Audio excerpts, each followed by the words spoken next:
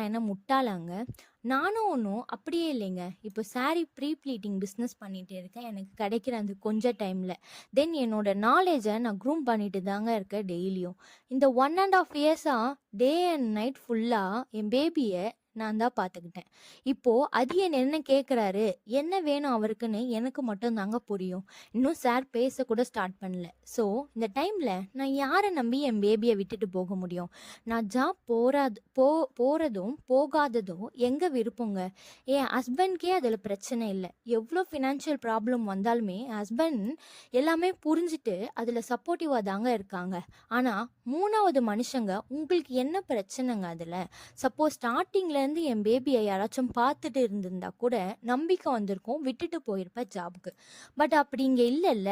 அவங்கவுங்க ஃபேமிலியில் என்ன நடக்குதுன்னு அவங்களுக்கு தானே தெரியும். எதுவுமே தெரியாமல் ஏங்க மற்றவங்க விஷயம்ல இன்வால்வ் ஆகுறீங்க?